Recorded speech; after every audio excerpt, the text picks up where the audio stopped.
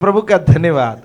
आराधना करने वाला गर्मी हो, सर्दी हो, उमस हो, ठंड हो, हर मौसम में आराधना करते हैं, धन्यवाद करते हैं। हालेलुया, आमेन, हालेलुया। और हम बाइबल में से कुछ बातों को आज मनन करने के लिए बैठे हैं। कुछ बातों को आज बाइबल से मनन करेंगे। पिछले सप्ताह में पुराना नियम से मैं प्रचार कर रहा था, नहम्याह के पुस्तक से, और नहम्याह का पुस्तक को पिछले सप्ताह में समाप्त किया। भले मैं नहम्याह का पुस्तक से पिछले सप्ताह में प्रचार किया, पर उसके सारे सब्जेक्ट, सारे बातें जो नया नियम के थे, उसको मैंने आपके सामने रखा। यानी ट्रू रिवाइवल, सच्ची बेदारी क्या होती है, उसके बारे में पिछले सप्ताह में हमने अध्ययन किया है। आज मैं नया नियम में पतरस की पत्री में, पहला पतरस, उसी में से कुछ बातों को आपके सामने रखना चाहता हूं। हालेलुया। पहला पतरस दूसरा अध्याय उसका 21वां पद, यहां पर क्या लिखा है? आमेन। और तुम इसी के लिए बुलाए भी गए हो, क्योंकि मसीह भी तुम्हारे लिए दुख उठाकर तुम्हें एक आदर्श दे गया है कि तुम भी उसके पद चिन्ह पर चलो। मसीह मेरा आदर्श है। हालेलुया। मसीह मेरा आदर्श है। आमेन। यदि मुझे किसी का पीछे चलना है, वो मसीह का पीछे चलना है। पूरे बाइबल जब आप पढ़ते हैं, यीशु मसीह को छोड़ करके किसी और ने कहा हो मेरा अनुसरण करो। यीशु ने अपने चेलों से कहा मेरा अनुसरण करो, मेरे पीछे हो ले। मेरा अनुसरण करो उसका अर्थ है मेरे पीछे हो ले। हर एक चेले को बुला करके उन्होंने कहा मेरे पीछे हो ले, मैं तुम्हें मनुष्यों का मछुआ बना दूंगा।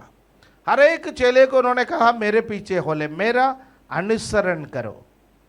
यदि यीशु मसीह को छोड़ दिया जाए तो बाइबल में किसी ने कहा हो मेरा अनुसरण करो, वो संत पौलुस है। पौलुस, प्रेरित पौलुस ने कहा है जैसा मैं मसीह का अनुसरण करता हूं, वैसा आप मेरे अनुसरण करो। पर मैं आपसे कहना चाहता हूं कि जब हम हमारे जीवन में आदर्श, बाइबल में बहुत सारे पात्र हैं, पुराना नियम से लेकर के नया नियम तक बहुत सारे पात्रों के बारे में हम देखते हैं। कि पात्र, इसका मतलब वो नहीं है कि बर्तन, मैं बर्तन वाला पात्र के बारे में बात नहीं कर रहा, मैं कैरेक्टर के बारे में बात करता हूं। बहुत सारे इतिहास के व्यक्तियां हैं, पुरुष है, महिला है, आदम से लेकर के हवा से लेकर के जब हम आखिरी तक पढ़ने का समय, बहुत सारे पुरुष और महिलाओं का कहानी बाइबल में लिखे हैं। उनका जीवन के विजय के बारे में भी लिखा गया, उनका जीवन के पराजय के बारे में भी लिखा गया। सबका अच्छाई के बारे में नहीं, बुराई के बारे में भी लिखा है। किसी का बुराई अच्छाई से ज्यादा था, किसी का अच्छाई बुराई से ज्यादा था।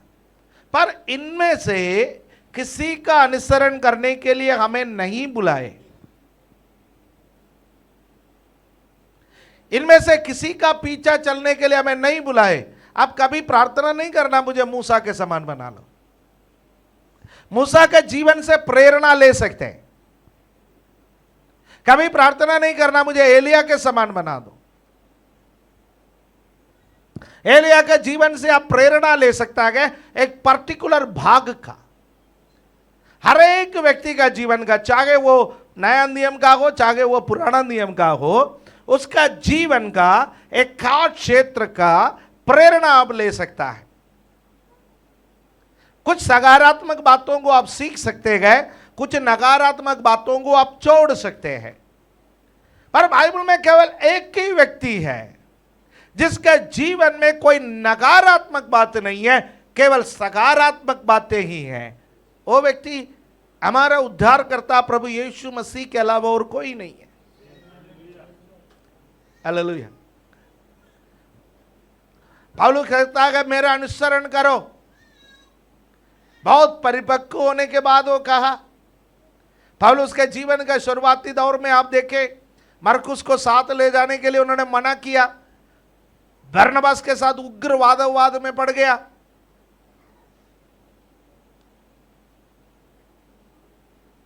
यहूदियों को खुश करने के लिए मुंडन करने के लिए गए। यानी प्रेरितों का काम का पुस्तक में उनके सकारात्मक बात भी लिखा है, उनका जीवन के कुछ नकारात्मक बात भी लिखा है। तो मेरा अनुसरण करो। वो जब बाद में जब कहता है, वो कहता है कि मैं जैसा मसीह का अनुसरण करता हूं वैसा तुम मेरा अनुसरण करो। यानी मैं मसीह के पद चिन्हों पर जैसा चलता है तुम मेरे पद चिन्हों पर चलो। तो हमारा आदर्श मसीह है। हमें किसी का अनुसरण करना है तो मसीह का अनुसरण करना है। मसीह में कोई नकारात्मक बात नहीं है।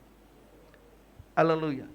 तो मैं आज मसीह का जीवन के कुछ बातों को आपके सामने कुछ समय के अंदर रख करके मैं बैठना चाहता हूं। कुछ बातों कैसे हम मसीह का अनुसरण कर सकते हैं, हमें इसके लिए बुलाए गए। मसीहत में आजकल बहुत सारे झूठी शिक्षाएं, विचलित करने वाले शिक्षाएं, बहकाने वाले शिक्षाएं प्रचलित है कि हमें आशीष के लिए बुलाए गए, बहुत सारे पैसा पाने के लिए बुलाए गए हैं, बड़े मकान बनाने के लिए बुलाए गए हैं, बड़ी गाड़ी खरीदने के लिए बुलाए गए हैं, ऊंचे स्थान पर पहुंचने के लिए बुलाए गए हैं।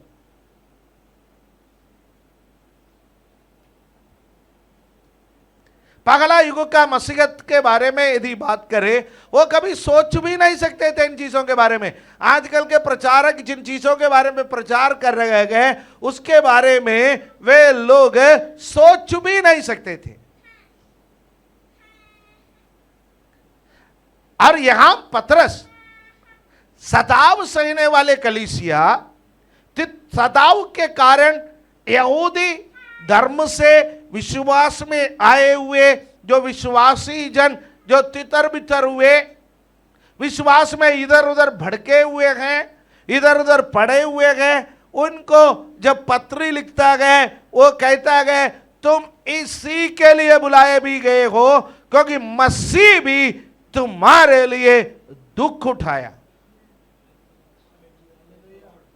एक बात आप ध्यान रखिए, आप और मैं जिस गुरु का पीछे चल रहे गए वो गुरु इस संसार में ऐश और आराम का जीवन बिताने के लिए नहीं आए।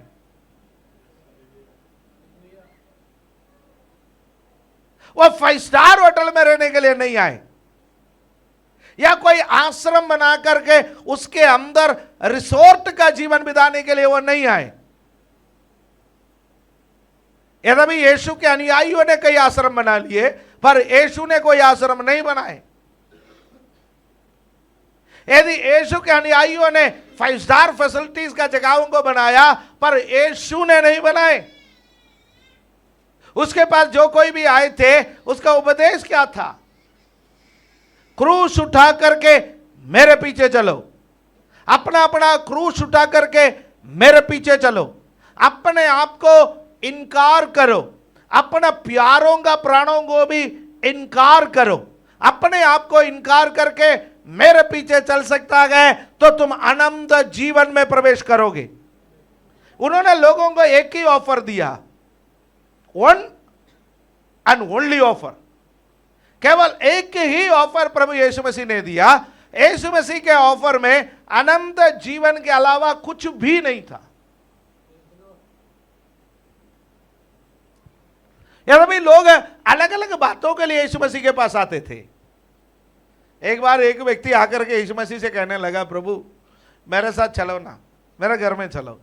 यीशु ने पूछा कि तुम्हारा घर में, ठीक है मैं आऊंगा, तो किस बात के लिए आए? हमारे पास जब लोग प्रार्थना के लिए आते हैं तो हम पूछते हैं कि किस बात के लिए प्रार्थना करें, क्योंकि हम दिव्य ज्ञानी तो नहीं है।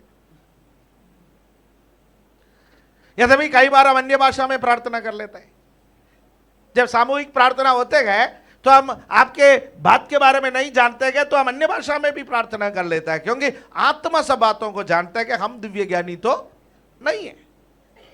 तो यीशु ने भी उनसे पूछा कि आपका घर में आकर के मुझे क्या करना होगा, क्योंकि यीशु को खाने पर बुलाने वाले लोग थे, बीमारों को चंगा करने के लिए यीशु को बुलाने वाले लोग थे, अलग अलग बातों के लिए लोग यीशु को बुलाते थे। तो कहा वेरी सिंपल, ना बीमार को चंगा करना, ना खाना खाना।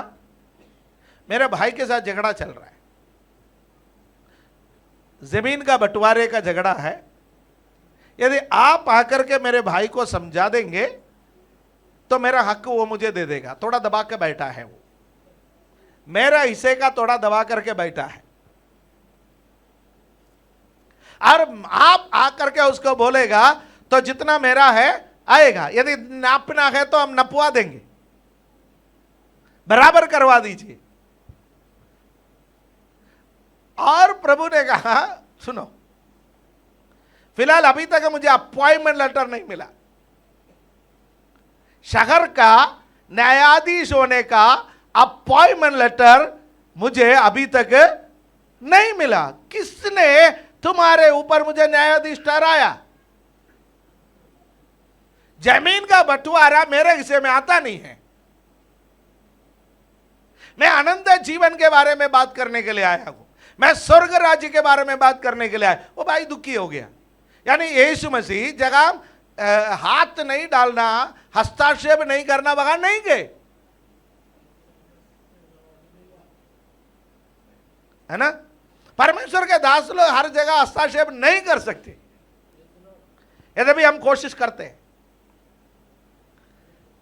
राइट। हम हर जगह हस्ताक्षेप नहीं कर सके, फिर भी हम एक फैमिली है, जगह सलाह देना है, जगह बैठना है, जगह प्रार्थना करना है, जगह 4 कदम चलना है, हम लोग चलने का कोशिश करते हैं कलीसिया के लोग।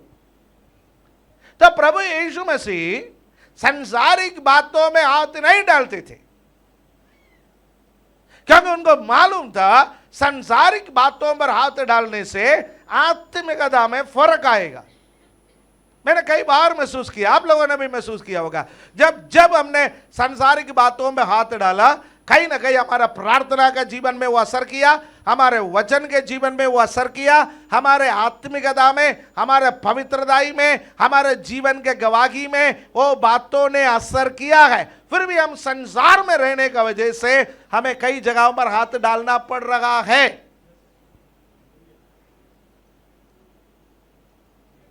तो यीशु मसीह इस संसार में नाम कमाने के लिए भी नहीं आया, जमीन जायदाद बनाने के लिए नहीं आए, ऐश और आराम का जीवन बिताने के लिए नहीं आए, नाम कमाने के लिए भी नहीं आए। यदि ये बंटवारे में यीशु जा करके दोनों भाइयों को बुला करके बंटवारा कर दिया होता, यीशु का नाम शहर में और भी ऊंचा हो जाता। वाओ, यीशु का बात हर व्यक्ति मानता है। यीशु मसीह को लोगों ने सीरियसली भी नहीं लिया। कई जगहों पर यीशु गए और वहां पर बड़ी भीड़ इकट्ठा हो गया, चंगाई के लिए, छुटकारे के लिए, आशीष के लिए, पर उसमें अधिकांश लोग टोपी पहने हुए लोग थे,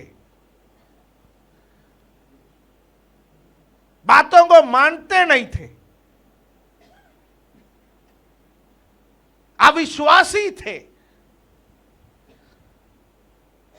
पाखंड का मुखौड़ा पहने हुए लोग थे।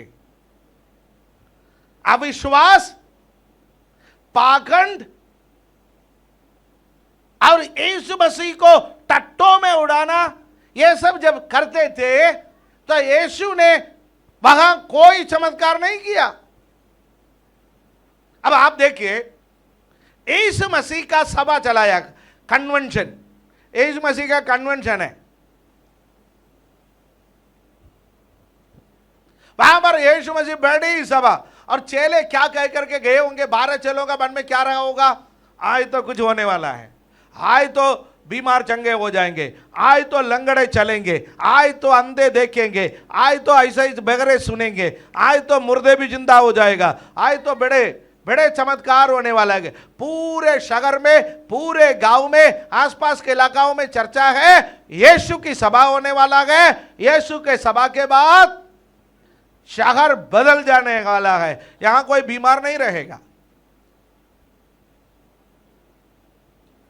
यीशु आए, सब आरंभ हुआ, प्रचार भी हुआ, पर कोई चमत्कार नहीं हुआ, खास चमत्कार नहीं हुआ। कोई बीमार ठीक नहीं हुए। उनके अविश्वास को यीशु ने देखा और उनको कहा, तुम में जो चमत्कार हुए और सोर और सीदोन में हुए होते तो वहां के लोग उद्धार पाते। उनके दिल के कठोरता को यीशु ने डांटा। यीशु शहर से चला गया, उसके बाद वहां क्या चर्चा चला होगा? अरे हम तो सोचा था यीशु आकर के सब ठीक करेगा, पर ना, कोई दम नहीं है इनमें, कोई दम नहीं, यीशु में कोई दम नहीं है। यदि कोई दम हुआ होता तो यहां पर भी कुछ चमत्कार होते। एक असफल सभा। यीशु के बारे में लोग नकारात्मक बोले होंगे। यीशु ने अपना प्रशस्ति के लिए, अपना मान और सम्मान के लिए कुछ भी नहीं किए। अब यूहन्ना का वो बातें समझ में आता होगा कि चेले उनके पास आकर के पूछे होंगे, प्रभु वहां चमत्कार क्यों नहीं हो सका, यहां चमत्कार क्यों नहीं हो सका, वहां अच्छा प्रचार क्यों नहीं हुआ, यहां अच्छा प्रचार क्यों नहीं हुआ? तो यीशु मसीह ने कहा, पिता को जो करते हुए देखता है मैं करता हूं, पिता को जो बोलते हुए सुनता है वो मैं बोलता हूं।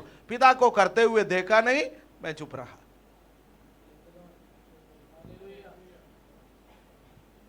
राइट? तो एक विश्वासी के रूप में आप सोचो, आप और मैं क्या चाहता है? आप और मैं चाहता है कि हम प्रार्थना करने वाला हर एक बीमार ठीक हो जाए। चाहता है नहीं चाहता? आप और मैं चाहता है जिनको भी हम सुसमाचार बताए उनका मन बदल जाए। जो भी परिवार में हम जाए वो परिवार अगला इतवार के दिन चर्च में आए, या वो परिवार में फर्क आ जाए। हम यही चाहते हैं ना? यदि वो नहीं होता है तो हमारे अंदर क्या मामला होता है? कहीं ना कहीं मेरा प्रार्थना की कमी रही, कहीं ना कहीं मैं असरदार नहीं, और अपने आप सवाल पूछने लगता है, क्या परमेश्वर आपने मुझे वास्तव में सेवकाई के लिए बुलाया? हम हिम्मत हार लेता है। प्रियो, यीशु की ओर देखो, वो असफलता का दौर से भी गुजरा, वो असफलता का दौर से भी गुजरा। कई जगहों पर वो तोक के भाव पर बीमारों को चंगा नहीं कर सके, इक्का दुक्का बीमारी ठीक हुए, आलोचना का सामना किया, लेकिन यीशु हताश नहीं हुए। वो यातनाओं का सामना किया। लोगों ने यीशु को मारने के लिए पत्थर उठाए। लोगों ने यीशु मसीह से कहा, हमारे सिवानों से चले जाओ। लोगों ने यीशु मसीह से कहा, कल दिखाई नहीं देना गांव में, दिखेंगे तो फिर हमसे बुरा कोई नहीं होगा। ऐसा भी लोगों ने कहा, पर वो विरोध में कुछ नहीं किए।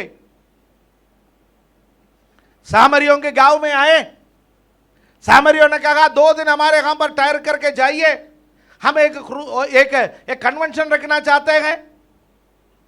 पिछले बार का कन्वेंशन बहुत आशीष का कारण रहा, इस बार भी कन्वेंशन रखेंगे। हम एक मंच बनाएंगे, पूरा सामरिया गांव इकट्ठा हो जाएगा, आप प्रचार करेंगे, बड़ी बड़ी सभा होंगे, लाइव टेलीकास्ट होगा।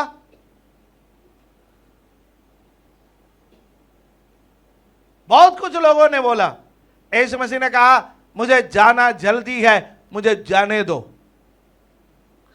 वह लोग शायद यीशु मसीह का कॉमर्शलाइजेशन चाहते थे। आजकल यीशु मसीह को ही लोग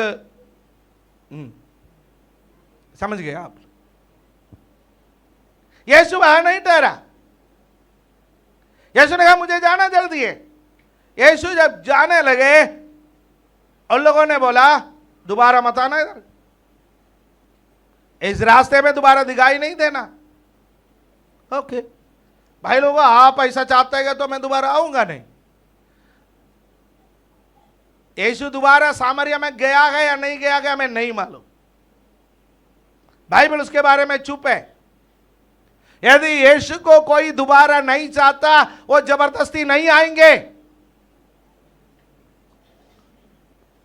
पर यीशु का 2 चेलों को गुस्सा आया।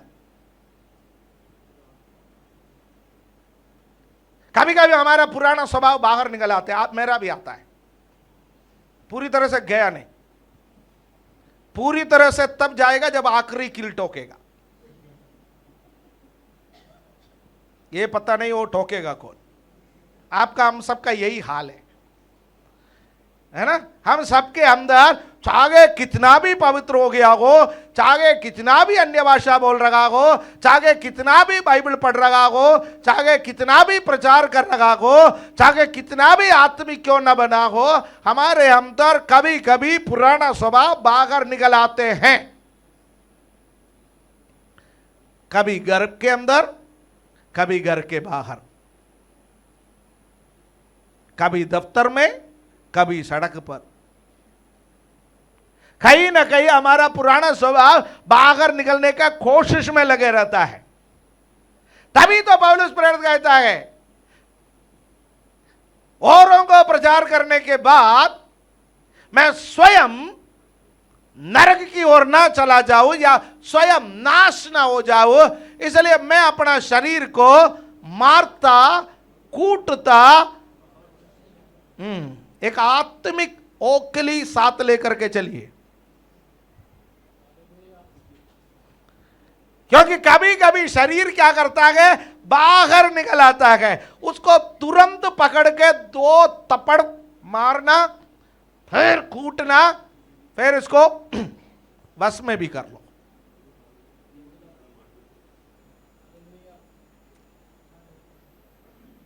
याकूब और यूहन्ना दोनों का पुराना स्वभाव बाहर निकल कर गया और कहने लगा कि प्रभु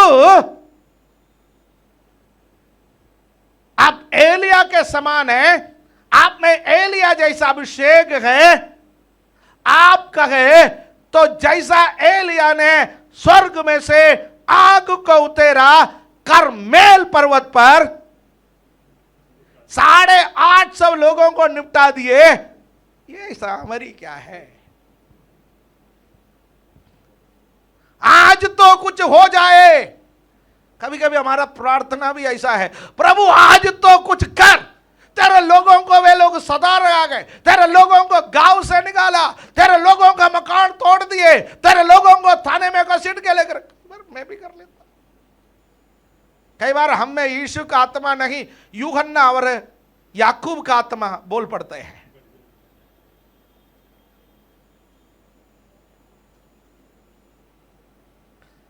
मार्ग में जा रहे, सामरिया से बाहर नहीं निकले।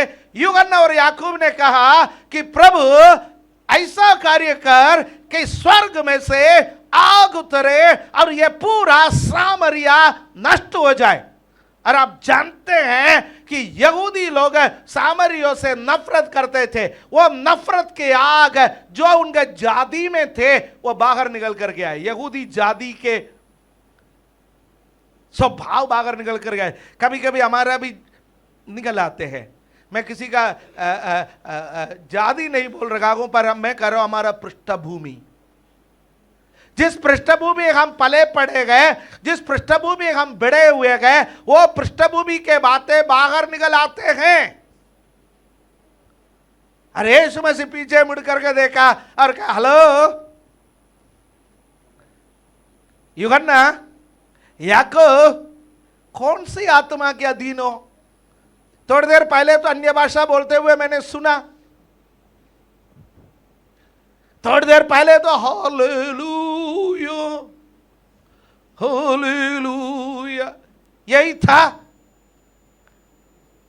थोड़ी देर पहले तो तुम आत्मा में नाच रहे थे, पर अब कौन सी आत्मा के अधीनता में आ गए हो? कुछ आत्मा भाइयों बहनों हमारे लिए ठीक नहीं है। वो आत्मा जब हमारे अंदर बोल पड़ता है, उस आत्मा को बोलना पड़ता है चुप रहो, बाहर निकल जाओ, मैं अब तुम्हारे अधीन नहीं हूं, मैं अब मसीह के अधीन हूं। हालेलुया। मसीह का स्वभाव एक्सेप्ट करो या रिजेक्ट करो, मसीह में कोई फर्क नहीं है, मसीह का प्यार में कोई फर्क नहीं है।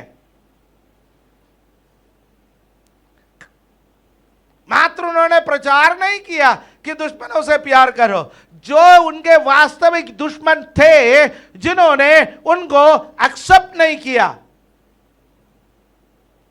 उनसे भी वो प्यार करते थे,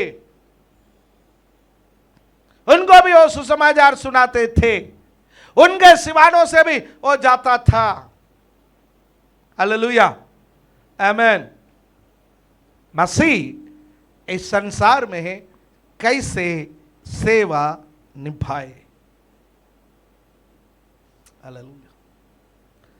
मसीह के जीवन के बारे में हमें ठीक अध्ययन करना बहुत जरूरी है। मैं आज उसका एक पॉइंट आपके सामने चुनना चाहता हूं।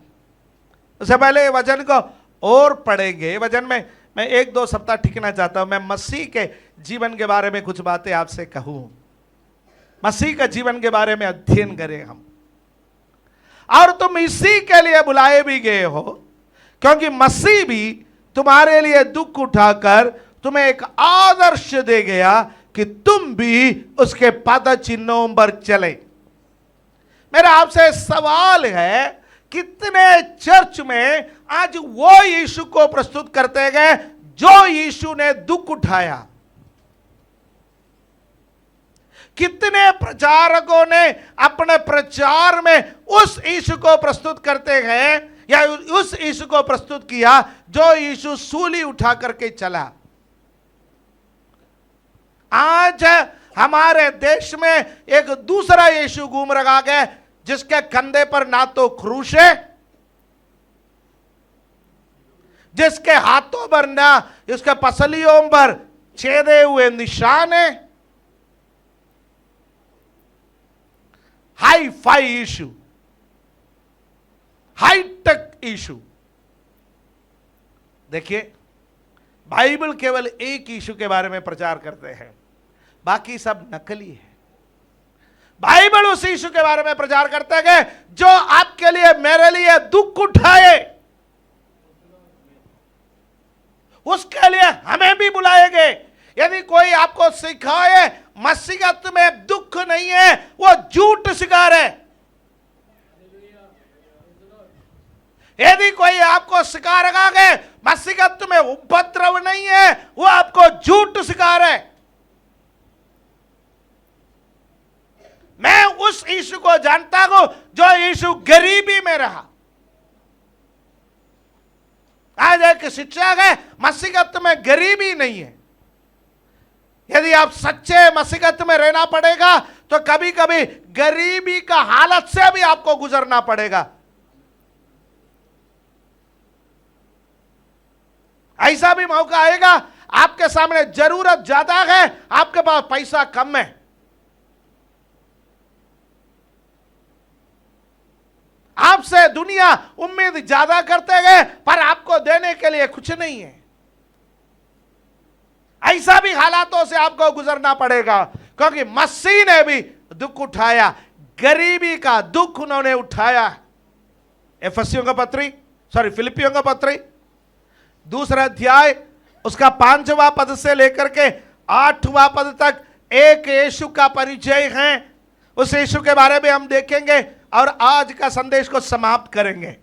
फिलिपी 2:5, जैसा मसीह यीशु का स्वभाव था वैसा ही तुम्हारा भी स्वभाव हो, जिसने परमेश्वर के स्वरूप में होकर भी परमेश्वर के तुल्य होने को अपने वश में रखने की वस्तु ना समझा, वरन अपने आप को ऐसा शून्य कर दिया और दास का रूप धारण किया और मनुष्य की समानता में हो गया और मनुष्य के रूप में प्रकट होकर अपने आप को दीन किया और यहां तक आज्ञाकारी रहा कि मृत्यु, हाँ क्रूस की मृत्यु भी।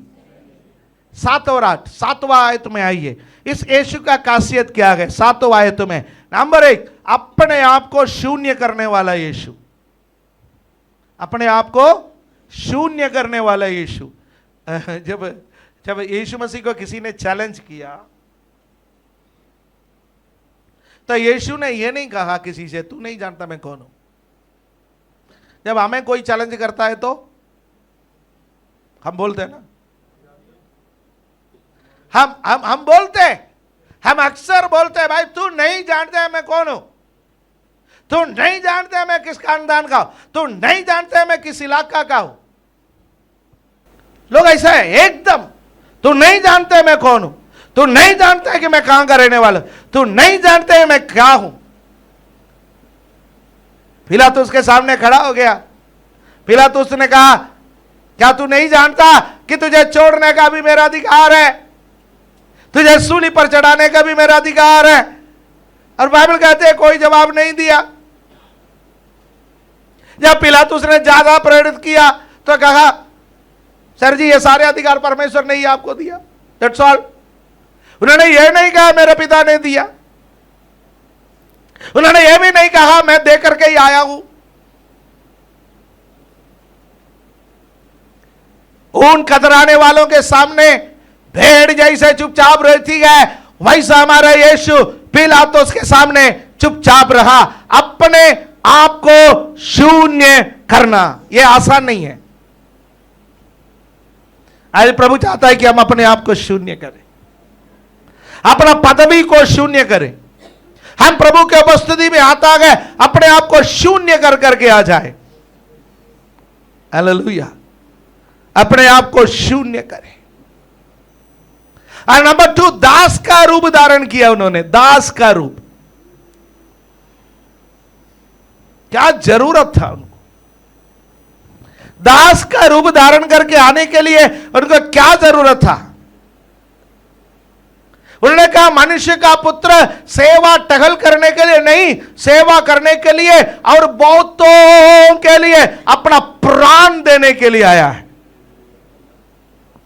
सेवा के लिए नियुक्त यीशु अपने आप को शून्य किया और समानता में वो किसके समान हो गया? मनुष्य के समान। समानता में मनुष्य के समान। उनको गर्मी लगता था, उनको सर्दी लगता था, वो भी कई बार बीमार हो जाता था, उनको भूख लगता था, उनको कर चुकाने की जरूरत पड़ा। मनुष्य के समान उन्होंने आराधना की, मनुष्य के समान वो आराधनालय में गए, मनुष्य के समानता में हो गया। आप और मैं मनुष्य के समानता में तो नहीं हुआ, हम तो असली मनुष्य है।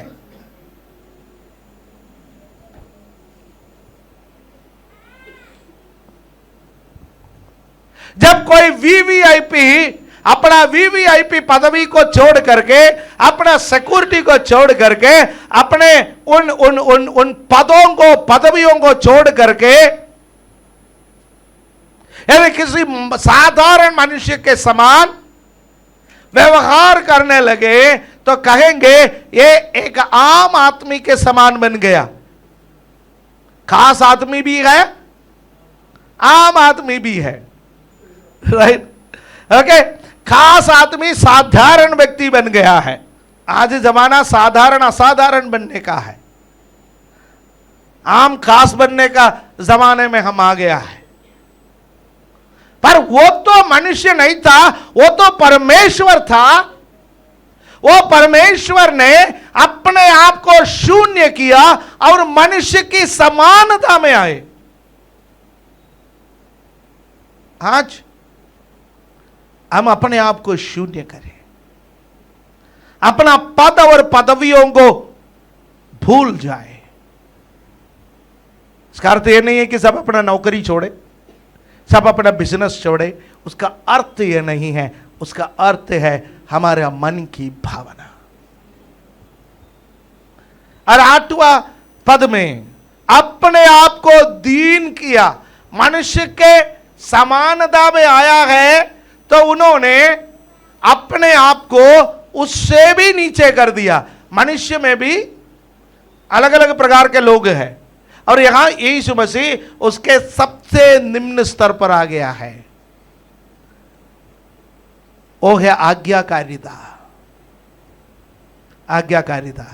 पिता ने बोला तुझे कालवरी के क्रूस पर मरना है, वो मरने के लिए तैयार हो गए, मृत्यु को सहा, क्रूस की मृत्यु को उन्होंने सहा। शैतान ने बहुत बार चैलेंज किया यीशु को, निकलो, एक हाथ अचमा के देख लेता है, पर यीशु नहीं गया, क्योंकि पिता ने उसको बोला था शैतान को हराने का तरीका उसका चैलेंज को एक्सेप्ट करना नहीं है, क्रूस है। कालवरी का क्रूस पर शैतान को पूर्णतः हराया जा सकता है। हालेलुया। जब आप क्रूस की अवस्था से गुजरते हैं शैतान हारते हैं। जब आप क्रूस की अवस्था से गुजरता है शैतान हारते हैं। मैं आपको एक और बात बता करके इस बात को यहां समाप्त करूं। हमने हमारे जीवन में परमेश्वर का अनुग्रह को अक्सर निचले स्तर पर बहुतायत से महसूस करते हैं। हमारे बीमारी की अवस्था में, हमारे कर्जे की अवस्था में, हम जहां पर बेसहारा हो जाता है, जहां हमारे बात में कुछ भी नहीं है, हमारे हक में कुछ भी नहीं है, सब कुछ हमारे विरोध में है, तब हम गाते हैं। क्या गाते हैं? मेरा तो, कब गाते हैं? जब सारे मेडिकल रिपोर्ट नेगेटिव आ जाता है, सारे डॉक्टर एक ही बात कहता है, अब तो ऊपर वाले का नाम लो, या रिश्तेदारों को बुलाकर कहते हैं कि अब सेवा करना आरंभ करो, तब हम गाते हैं ना, मेरा तो तू ही सहारा है, हाथों को तूने ही थमा है। हमारे बच्चे एग्जाम के रिजल्ट आने का 2 दिन पहले से गाना गा लेता है।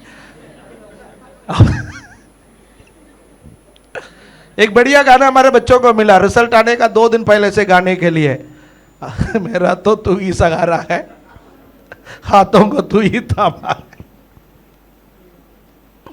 वाकई यीशु नहीं होते तो हमारा हालत क्या होता? यीशु में नहीं आए होते तो हमारा हालत क्या होता? यीशु ने हमें थाम के रखा है। हम में से कई लोग यदि यीशु में नहीं आए होते, शराब के बिना हम जी नहीं सकते थे। हमारा कईयों का लिवर हमारा शरीर से भी बड़ा हो जाता।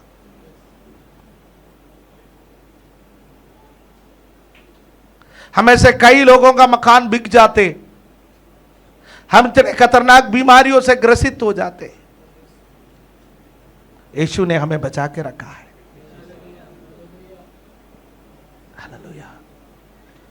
अपने आंखों को बंद करें।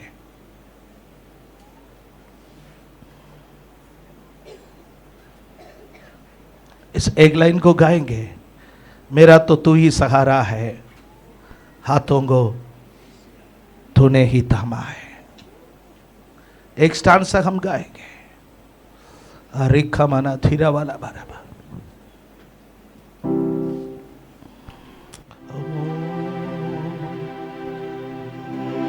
मेरा तो तू ही सहारा है, हाथों को तूने ही थामा है।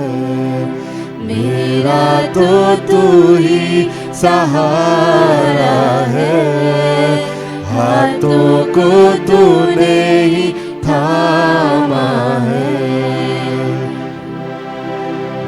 तू ही सहारा है, हाथों को तूने ही सब लोग मिल करके गाइए, मेरा तो तू ही सहारा है, हाथों को तूने ही थामा है। कर तू ना सिखाए तो कौन सिखाए यीशु।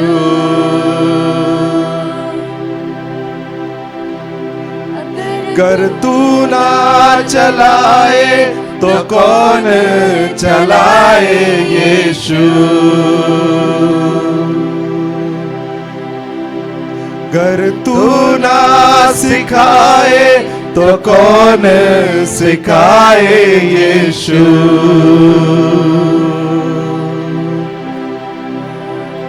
अगर तू ना चलाए तो कौन चलाए यीशु। तो मेरा तो तू ही सहारा है, हाथों को तूने ही थामा है। मेरा तो तू ही सहारा है, हाथों को तूने ही थामा है। मेरा तो तू ही सहारा है, हाथों को तूने ही थामा है।